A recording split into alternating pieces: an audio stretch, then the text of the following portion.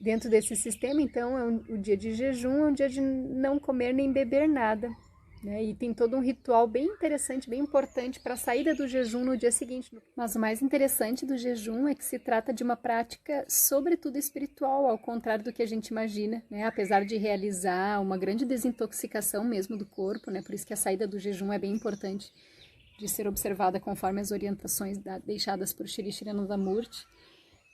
Mas jejum em sânscrito significa upavasa, e que significa estar mais próximo da consciência suprema, de Deus, como você achar. Então é realmente uma prática espiritual, né? Inclusive, de a gente estar afirmando para nós mesmos qual é a nossa prioridade. A nossa prioridade é se entregar a essa materialidade, aos desejos da materialidade, aos desejos que advêm da materialidade, né? Que a materialidade nos atrai, ou a minha prioridade é realmente buscar a minha expansão de consciência, a felicidade, onde ela realmente está. Pessoas querendo saber mais sobre o jejum, então vamos começar pela saída do jejum, que é o que eu estou fazendo hoje, que a gente vai preparar, composta por 3 limões, a água é morna e ela vai com 1 colher de sopa de sal, é 1 litro de água. Então, concluindo o processo de saída do jejum, agora vem a vez da banana, de preferência banana bem madura. A gente morde ela e pressiona com a língua no céu da boca e engole digamos, essa papa assim que vira, né, amassadinha assim, porque aí ela vai limpando, né, vai percorrendo lá os intestinos, vai pegando tudo de resíduo que tem nos cantinhos dos intestinos, é uma grande limpeza, tá? 1 a 2 bananas maduras, então. Vou fazer toda essa saída do jejum. Eu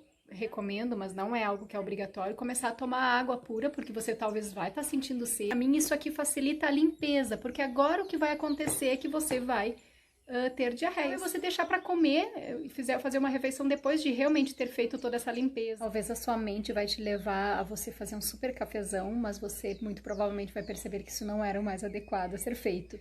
Tá? Tudo bem, vai conhecendo a sua mente, vai se conhecendo, com o tempo você vai realmente passando a escolher menos pelos desejos e pelos apegos às coisas materiais, mas muito mais pela sua sensação de bem-estar, de leveza, né? Então, o ideal pós-jejum que se recomenda é não comer grãos, né? Comer coisas leves, por exemplo, agora no café da manhã de frutas.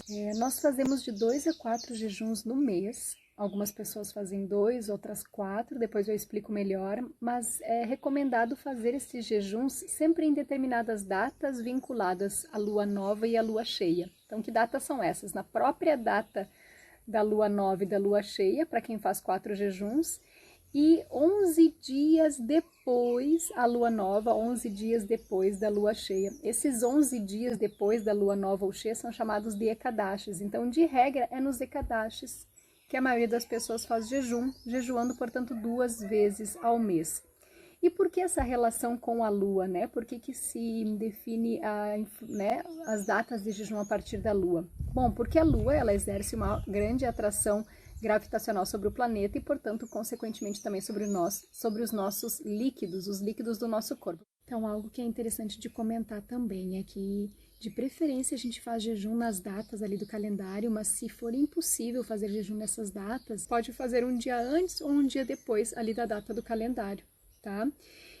Bom, mas então a Lua exerce influência sobre os líquidos do planeta, sobre os nossos líquidos. Na verdade, os elementos líquidos e elementos gasosos do nosso corpo são atraídos para o cérebro e isso gera um desconforto, né? Inclusive há pesquisas dizendo que nas luas cheias acontece muito caso de as pessoas terem pesadelos e manifestarem algum problema mental, né? Inclusive os índices de internação em hospitais psiquiátricos é muito maior na lua cheia, olha que doido, e o jejum neutraliza esse efeito.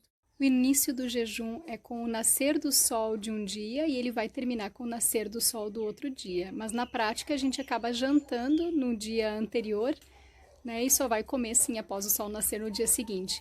É importante que essa janta ela seja leve, assim como as alimentações, especialmente o desjejum do dia seguinte. E antes de passar para os outros benefícios do jejum, é importante destacar que gestantes, lactantes, pessoas doentes não devem praticar jejum, né?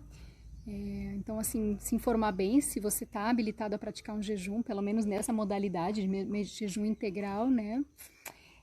A água com limão para a saída do jejum, né, e a banana, eles neutralizam. No caso, a água neutraliza a acidez do estômago, né? Porque aí o estômago fica ácido a partir por conta do jejum e de todos os resíduos e toxinas que se acumulam ali. E tanto que a urina sai bastante escura, né? Um amarelo bem escuro a primeira urina pós-jejum. E a banana absorve as toxinas acumuladas no intestino, né? E muitas pessoas têm receio de fazer jejum, né? Mas na verdade essa é uma questão muito mais psicológica, porque o nosso corpo ele leva mais ou menos 24 horas para digerir completamente o alimento e assimilar os nutrientes.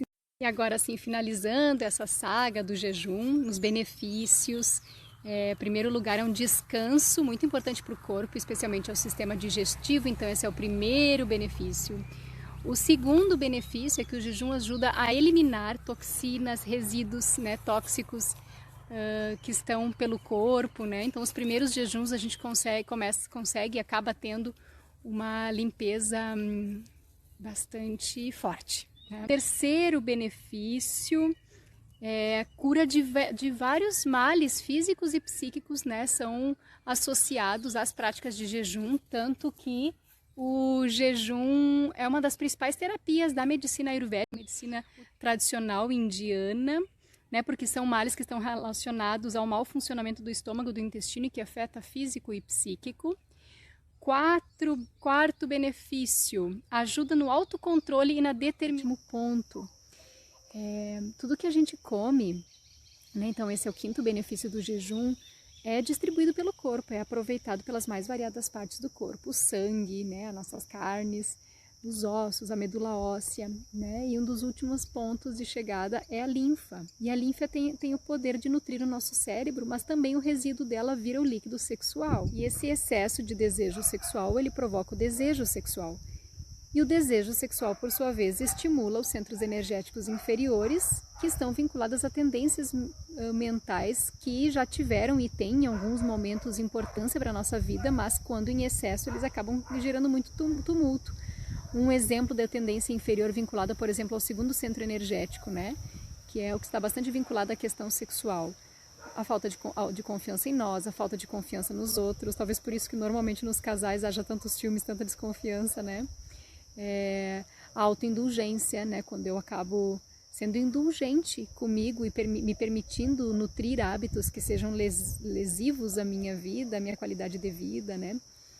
Então, se recomenda a prática sexual uma vez por semana, né? Para dar conta desses excedentes. Mas se eu me alimentar muito, eu vou ter excedentes e vou realizar muita prática. Então, se eu tiver muitos excedentes, né, desse líquido sexual, eu vou sentir mais desejo. A tendência é ou de eu realizar bastante prática sexual ou simplesmente ficar no desejo. O fato é que em um ou em outro eu vou estar estimulando bastante esses centros energéticos inferiores. Então, não que haja, no meu ver, um padrão absoluto, mas se recomenda uma prática sexual para quem tem uma vida sexual ativa regular de uma vez por semana aproximadamente, né?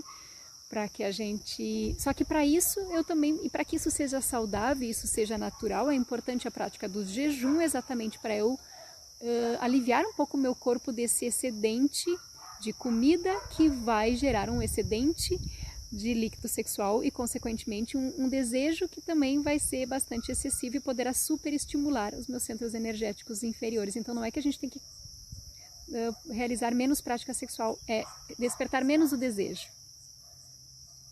Gente, de uma hora para outra anoiteceu, que loucura, mas está lindo aqui. Mas então, assim, no yoga a gente não fala em repressão, pelo menos no Tantra Yoga, em hipótese alguma a gente fala em repressão. A gente só fala o seguinte: olha, uma vida sexual muito ativa pode te deixar com a mente vinculada exclusivamente lá nos centros energéticos inferiores, e isso vai te impedir de tu evoluir, de tu avançar. Então a gente tem estratégias para evitar que a nossa mente viva viva vinculada a desejos sexuais. Com isso a gente sente menos desejo, com isso a gente reduz, portanto, o estímulo nos centros energéticos inferiores, consequentemente também acaba tendo uma vida sexual menos intensa. E olha que louco, se eu tiver uma prática sexual excessiva, pode inclusive acabar faltando linfa para nutrir o meu cérebro. Então a gente pode adoecer, a gente pode ficar fraco mentalmente, adoecer fisicamente por conta da falta de linfa para o cérebro. E a última questão, por que algumas pessoas então fazem jejum 4 vezes no mês? Porque sentem de não manter práticas sexuais, sentem de dedicar a sua vida a servir, a cuidar dos outros, enfim. E, portanto, a prática do jejum vai facilitar que ela não sinta desejo sexual, né? E, portanto, seja uma celibatária sem qualquer tipo de opressão e vivendo naturalmente, saudavelmente, com muita felicidade. Ok? Então, por isso, das práticas de 4 jejuns no mês, para evitar acumular o excesso do líquido, excesso de líquido sexual que vai produzir o desejo. Porque se a pessoa não quer ter vida sexual ativa, ser celibatária, assim ela não precisa reprimir isso, né? E assim, porque a repressão certamente, segundo o Shri Chiranandamurti, leva a adoecimentos, né?